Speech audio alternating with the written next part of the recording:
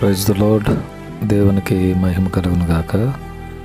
దేవుని బిడ్డలందరికీ ఉదయకాల శుభాలండి. దేవుడు మనందరిని ప్రేమించి 2025 సంవత్సరము జనవరి నెల 5వ తారీఖులో దేవుడు మనల్ని ప్రవేశపరిచారు. యేసయ్య మనకిచ్చిన ఈ నూతన దినాన్ని బట్టి దేవునికి మనం కృతజ్ఞతాస్తుతులు చెల్లింపబద్రమై ఉన్నాం. ఈరోజు ఆదివారము. ఈరోజు దేవుని యొక్క వాక్యం మనం చదువుకుందాం. పేతురు మొదటి పత్రిక 1వ అధ్యాయం 3వ వచనం. పేతురు మొదటి పత్రిక 1వ అధ్యాయము 3వ వచనం. మన ప్రభువగు యేసుక్రీస్తు తండ్రి అయిన దేవుడు స్తుతింపబడునుగాక. మన ప్రభువగు యేసుక్రీస్తు తండ్రి అయిన దేవుడు స్తుతింపబడునుగాక. దేవుని బిడ్డలారా, మన యేసయ్య స్తుతులపై ఆసీనుడు. ఆయన నామమే స్తుతింపబడాలి. ఆయనను మనం స్తుతించినప్పుడు మన స్థితిగతులు మారిపోతాయి. స్తుతి నీ స్థితిని మారుస్తూ ఉంది.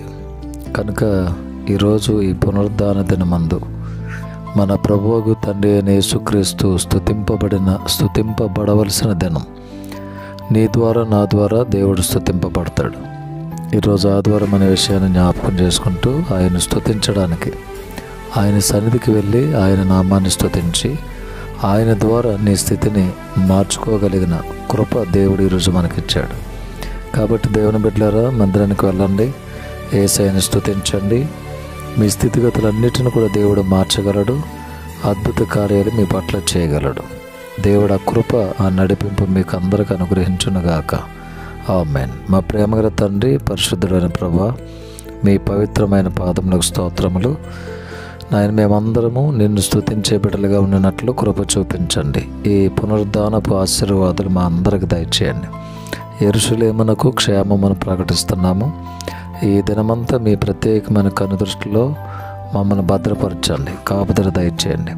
మీ బిడ్డలందరూ మీ సన్నిధికి వచ్చి మీ నామమును స్తుతించి వారు దీవించబడినట్లు కృప దయచేయండి. యేసయ్య నామములో ప్రార్థించి వేడుకొని పొంది ఉన్నాము తండ్రి. ఆమేన్. తండ్రి, కుమారుడు, పరిశుద్ధాత్మ త్రియేక దేవుని దీవెనలు సదాకాలం మనందరికీ తోడైననుగాక. Amen. May God bless you all. May God bless our India.